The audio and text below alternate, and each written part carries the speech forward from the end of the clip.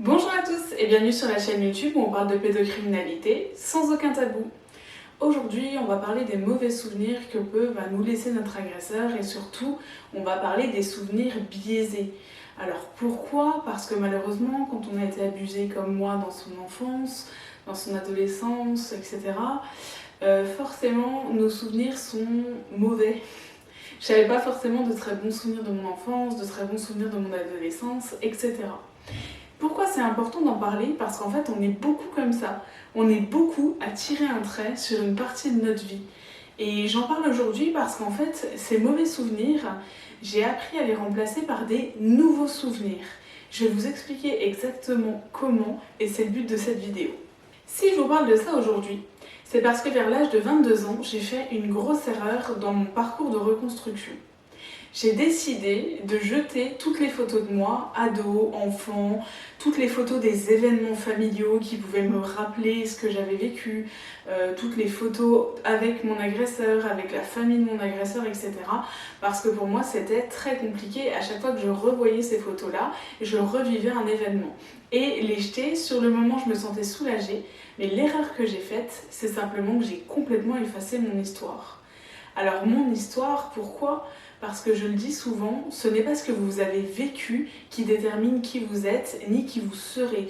Et en gros, moi j'avais limité mon passé à ce que j'avais vécu, alors que c'était totalement faux. Et finalement, il y a 3 ans, en allant voir ma grand-mère paternelle, donc du côté de la famille où je n'ai absolument rien vécu et où j'ai des très bons souvenirs, on en a un petit peu discuté avec ma grand-mère et je lui ai dit qu'en effet, j'avais vraiment du mal à me souvenir de certains événements parce que j'avais tout un petit peu occulté de ma mémoire et que j'avais eu du mal à garder certains souvenirs parce qu'ils étaient envahis de mauvais souvenirs. Et ma grand-mère m'a dit cette phrase, elle m'a dit tu vas voir, moi ton histoire, je vais te la raconter.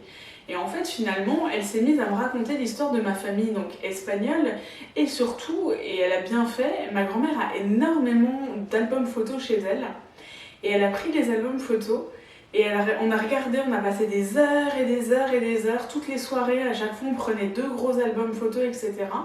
Et en effet, je voyais des photos de moi enfant, des photos de moi ado, et ça me rappelait des très bons souvenirs. Ça me rappelait des choses qui s'étaient passées qui n'avaient aucun rapport avec mon agression, aucun rapport avec ces mauvais souvenirs. Et finalement, si elle n'avait pas été là pour me les remémorer, tous ces souvenirs-là, ils auraient encore été enfuis et je les aurais pas oubliés, mais je m'en serais pas souvenue. Et c'est assez salvateur dans notre parcours de se souvenir de ce genre de souvenirs ou d'événements, vous m'avez compris. Il faut savoir quelque chose, c'est que du côté de la famille de mon père, j'ai toujours vécu des événements heureux. Alors si j'étais pas forcément toujours en accord avec mes grands-parents, c'est normal quand on est enfant, parce que l'adulte nous dit non et on n'est pas forcément d'accord, j'ai quand même de très bons souvenirs. Par exemple, j'ai le souvenir d'un vrai grand-père. Un grand-père avec qui on faisait beaucoup de bêtises et surtout, et ça c'était la source de toutes les bêtises qu'on faisait avec mon grand-père, en général c'était en rapport avec la nourriture. Alors pourquoi? Parce que mon grand-père avait connu la guerre, il avait connu Franco, etc. Et pour lui, c'était un luxe que d'avoir de la nourriture à sa table. Parce que ils avaient connu la période où ils n'avaient pas à manger. Et clairement, ma grand-mère me le dit toujours, elle me dit, le pire c'était pas la guerre, c'était l'après-guerre. C'était quand on n'avait pas à manger, quand on ne savait pas où aller, quand il y avait énormément de maladies, etc. Et elle me disait toujours, elle me le dit toujours, que en fait son bonheur c'est de pouvoir faire à manger et d'avoir à manger. Et ça c'est très important et je sais que mon grand-père me l'a beaucoup inculqué. Et par exemple les bêtises qu'on faisait ensemble, c'était de manger trop de figues au point d'en avoir mal au ventre. Mon grand-père nous achetait des glaces et par exemple souvent il disait allez venez les enfants on va acheter des glaces, mais souvent c'était surtout pour que lui puisse en manger parce que ma grand-mère elle voulait pas forcément qu'il en mange parce qu'il avait plein de problèmes de santé. Voilà le genre de bêtises que faisait mon grand-père.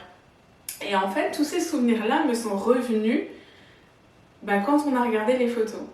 Et par exemple mon grand-père, son jeu préféré, et pour le coup c'est vraiment un jeu, il nous achetait du coca et il disait que c'était pour les enfants. Et ma grand-mère lui interdisait de boire du coca. Donc il n'avait pas le droit de boire du coca. Et dès que ma grand-mère avait le dos tourné, je ne sais pas si vous vous souvenez des petits verres un petit peu arrondis comme ça. Si je trouve une photo, je vous la mettrai. Il se remplissait, mais alors à ras-bord, si bien qu'il devait prendre le verre tout doucement pour venir à la surface, commencer à boire pour éviter que ça aille partout. Il se le remplissait, mais alors à ras-bord, et il le sirotait, mais d'un coup. Il commençait par le siroter, puis après il l'avalait, mais goulûment. Et il nous regardait avec son air malin, et il nous disait « Ni vous, ni nous », avec son accent espagnol. Et en fait, en regardant ces photos-là, je me suis souvenue de mon grand-père qui nous regardait tout le temps en disant « Ni vous, ni nous ». Et quand ma grand-mère arrivait, parce qu'elle savait qu'il avait fait une bêtise et ça se voyait, et puis lui il était tout rouge, il n'avait même pas pris le temps de respirer en buvant son verre de coca, et elle le regardait et elle lui disait « Qu'est-ce que t'as fait? Qu'est-ce que t'as encore mangé ?» Puis lui il se moquait d'elle et il lui disait « J'ai mangé des roux-doudous ». Et en fait quand il disait « J'ai mangé des roux-doudous », c'est comme si on vous disait « J'ai mangé de la poudre de perlimpinpin ». Pour lui c'était une blague. Et tous ces bons souvenirs, moi je m'en souvenais plus, parce que mon cerveau avait complètement occulté tout ça et les avait laissés, en fait il avait enlevé les bons souvenirs pour laisser place qu'aux mauvais souvenirs.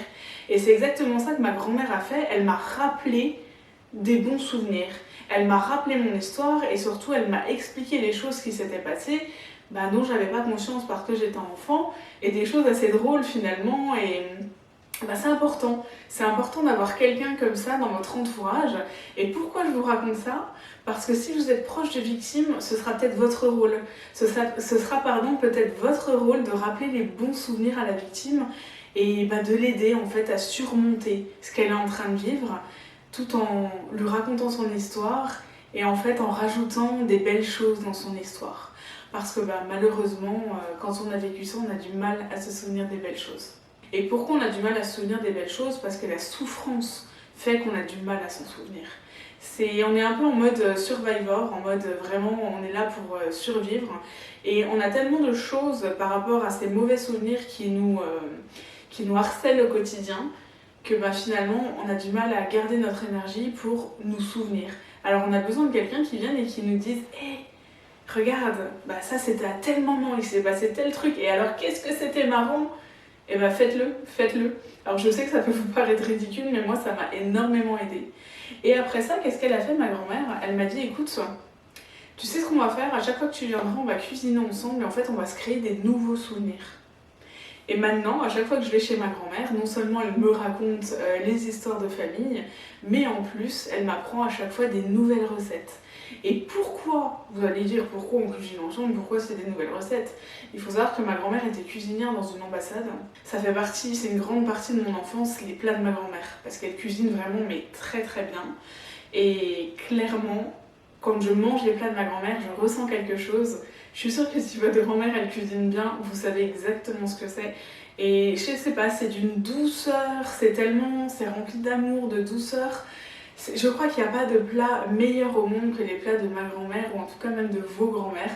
Parce que bon, voilà, je voudrais pas trop vanter ma grand-mère, parce que je sais que vous en avez aussi. Mais en tout cas, tout cet amour, en fait, elle me l'a transmis par la cuisine. Et pourquoi elle a fait ça? Parce que vous allez vous dire, c'était juste pour partager des moments petite fille grand-mère. Absolument pas.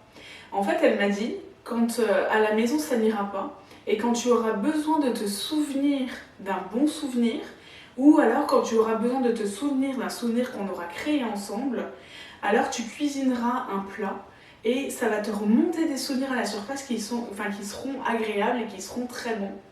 Donc des fois dans des périodes, je les cuisine toujours au quotidien, etc. Mais dans des périodes où c'est pas forcément facile, etc. Cuisiner les plats de mamie, des fois ça fait du bien. Alors, je ne les cuisinerai peut-être jamais comme elle, mais en tout cas, elle m'a transmis toutes ces petites astuces pour que je puisse essayer de reproduire les meilleurs plats. Et mamie, si tu me regardes, sache qu'il y a des plats que je réussis vraiment pas mal du tout. Et pour moi, c'est assez important parce que les moments ou les jours où ça va le moins bien, je cuisine ça et je ressens exactement le même amour et la même douceur en mangeant. Et surtout, il y a certaines fois où je me souviens encore de mon grand-père et de sa phrase « ni vous ni nous ». Et ça me fait toujours autant rire, surtout vraiment qu'il mangeait tellement qu'il s'en rendait malade, mais parce que c'était sa gourmandise, lui c'était son péché, c'était vraiment la gourmandise et il mangeait mais jusqu'à ne plus en pouvoir, si bien qu'il s'en rendait malade à en crever des fois quoi. Donc voilà, Ça c'est un vrai papy, ça c'est un vrai papy qui fait des bêtises. Les papys qui font d'autres choses, les papys qui sont pas sympas, les papys qu'on n'aime pas, et ben c'est pas ceux-là. Donc moi quand je parle de mon grand-père, je parle de celui-là. L'autre, je ne l'appelle jamais mon grand-père. D'ailleurs, j'ai également une tante qui a commencé à me raconter un petit peu mon histoire et à m'apprendre également ses bons petits plats. Et pour moi, c'est très important. C'est important parce que c'est des choses que je ne connaissais pas, c'est des choses que je n'avais pas dans mes souvenirs. Et je remercie beaucoup ces personnes-là qui sont autour de moi et qui m'apprennent tout ça. Parce que c'est très important pour moi, c'est très important dans ma reconstruction. Et rapprochez-vous des bonnes personnes, rapprochez-vous des personnes qui sont bonnes pour vous. Et bonnes dans votre reconstruction, pas des personnes qui vous critiquent et pas des personnes qui vont être nocives, toxiques pour vous. Ça va vraiment être contre-productif dans votre guérison. Même si je sais qu'on dit toujours qu'on ne guérit pas, mais en tout cas on se reconstruit, on apprend à vivre avec. Et clairement, vous n'atteindrez pas ce stade-là si vous continuez d'être entouré de gens toxiques pour vous. Et les gens qui vous rappellent des mauvais souvenirs, malheureusement, en font partie. Il faut en être conscient, et je sais que c'est difficile, mais il faut en être conscient. Partagez-moi vos astuces et dites-moi si vous aussi, un jour, quelqu'un vous a aidé. Je vous dis à la semaine prochaine.